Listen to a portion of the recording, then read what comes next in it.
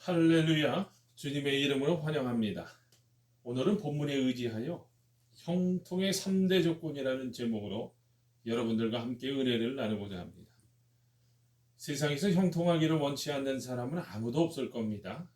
만사형통, 너무 기복적인 말 같지만 꼭 그렇지만은 않습니다. 성경을 보면 형통이라는 낱말이 75회가 나온다고 합니다. 그만큼 하나님은 우리가 형통하기를 원하십니다. 그래서 천국은 만사형통의 세계라고 하지 않습니까? 하나님의 뜻대로 이루어지고 우리가 생각만 해도 이루어지는 형통의 세계라는 거예요. 그래서 우리는 주기도문에서 뜻이 하늘에서 이루어진 것과 같이 이 땅에서도 이루어지기를 기도하고 있는 것 아니겠습니까? 오늘 본문 3절에도요. 모든 일이 다 형통하리로다고 했습니다. 모든 일이니까 만사형통입니다. 여러분, 형통에는 세 가지 조건이 있습니다. 첫 번째입니다. 생각의 조건이라는 거예요. 복이 있는 사람은 악인들의 꾀를 따르지 아니하며, 여러분, 악인의 꾀를 따르지 아니한다는 것은 생각을 잘하라는 말씀입니다. 악인의 생각을 받아들이면 안 됩니다. 복받을 자는 생각을 잘합니다. 그러므로 우리는 하나님의 말씀 읽기와 기도하기를 게을리하면 안 돼요. 여러분, 기도 많이 하면 생각이 좋아지고 좋은 선택을 하게 됩니다. 하나님께서 영감을 주시기 때문이에요. 생각이 좋아야 합니다. 그래서 잠언 28장 13절과 13절에서 14절에서 자기의 죄를 숨기는 자는 형통하지 못하나 죄를 자복하고 버리는 자는 불쌍히 여김을 받으리라. 항상 경외하는 자는 복되거니와 마음을 완악하게 하는 자는 재앙에 빠지리라고 했습니다. 여러분, 형통의 사람이 되려면요, 생각부터 변화되어야 합니다. 그러면서 내가 죄인이라는 것을 깨달으며 주님의 십자가 보혈의 피로 구원받은 하나님의 사랑받는 자녀라는 것을 알 수 있어야 해요. 여러분, 한동안 조선일보에서 연재했던 만화가 있었습니다. 광수생각이라는 제목의 만화인데 나중에 책으로도 출간되기도 했지만 내용이 평범하고 일상적이면서도 감동적이고 교훈적이면서 무언가 생각할 기회를 만들어주는 여운을 남겨주기 때문에 독자들의 많은 사랑을 받았던 연재 만화입니다. 여러분 보세요. 그 생각이 그 사람인 겁니다. 나라를 생각하면 애국자입니다. 그러나 살인을 생각하면 뭐라고 하죠? 살인자입니다. 그러므로 생각으로도 죄를 짓지 않아야 합니다.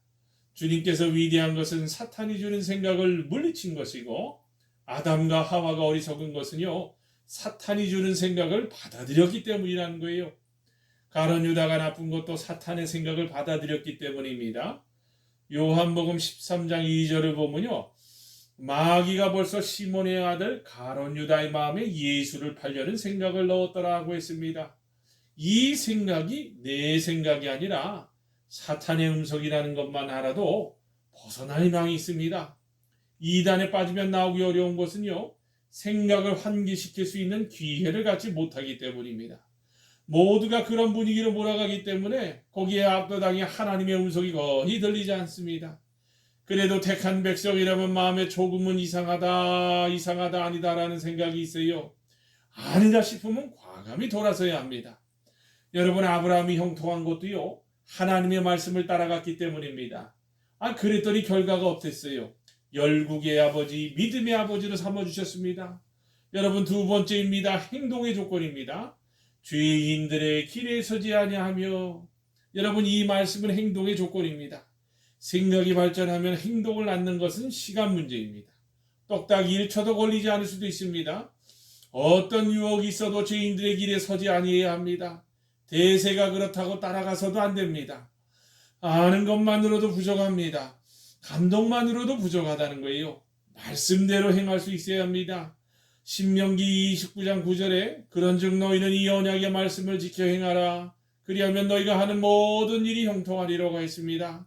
여호수아 1장 8절에도 여호수아에게 신신당부하신 말씀이 이 율법책을 네 입에서 떠나지 말게 하며 주야로 그것을 묵상하여 그 안에 기록된 대로 다 지켜야 하라.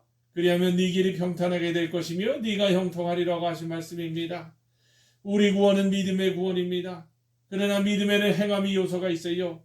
그래서 야고보는 행함이 없는 믿음은 죽은 믿음이라고 했습니다. 신앙에서 비롯된 사랑이라면 그것도 믿음의 행위예요.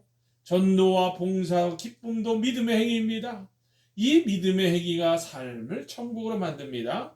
여러분, 천국은 어린이들의 것이라고 했습니다. 갓난아기는요 보니까요 하루에 300번씩 웃는다고 합니다.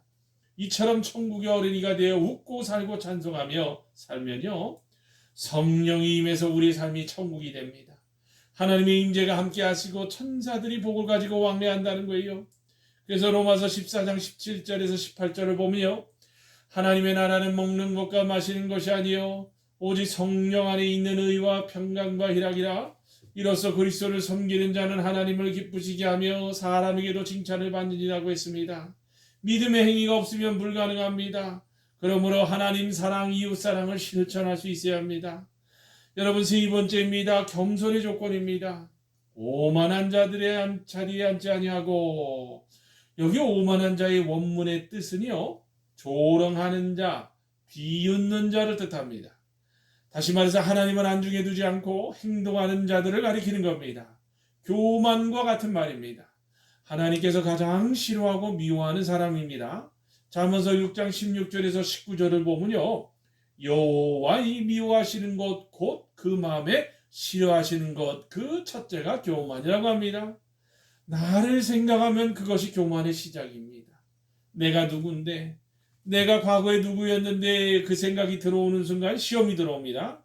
그 교만이 신앙을 망치고 인생을 망치고 가정과 교회와 소속된 공동체를 망칩니다.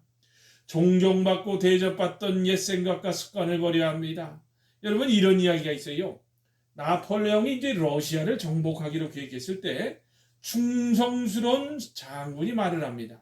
장군이 나폴레옹님 이번 러시아 원정을 취소하십시오.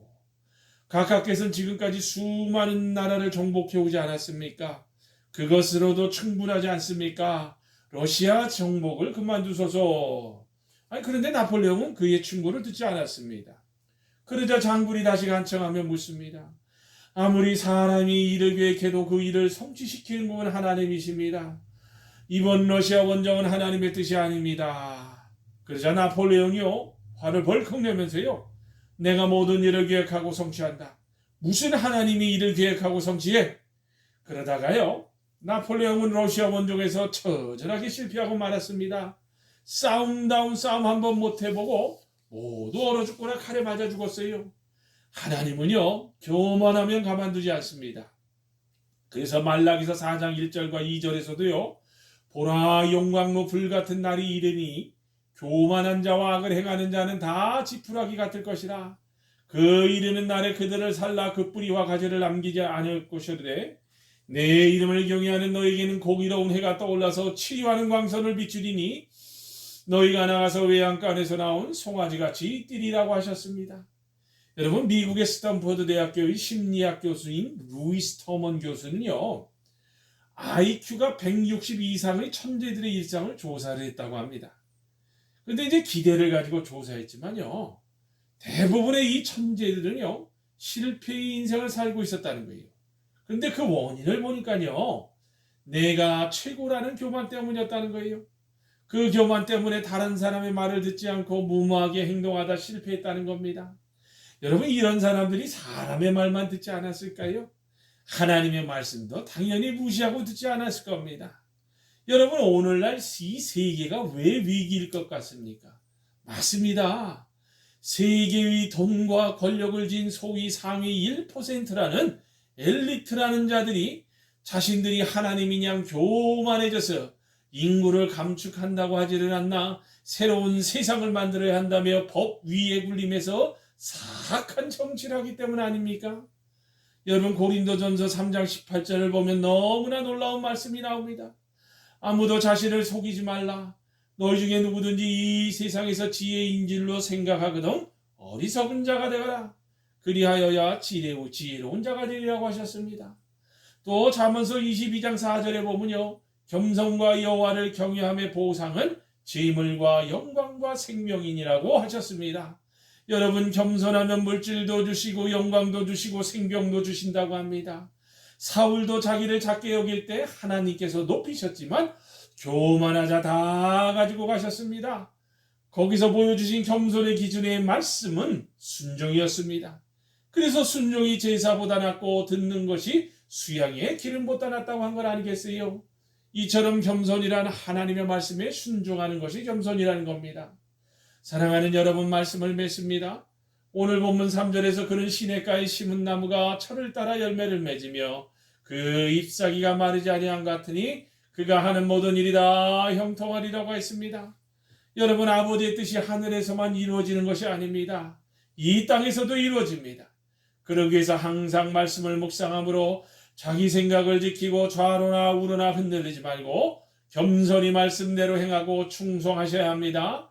그래야 가장 형통한 성도들이 다 되신다는 것을 꼭 기억하시고 이 땅에서 사단 마귀를 누르고 역전의 삶을 사시는 저와 여러분이 다 되시기를 주님의 이름으로 축원합니다. 아멘.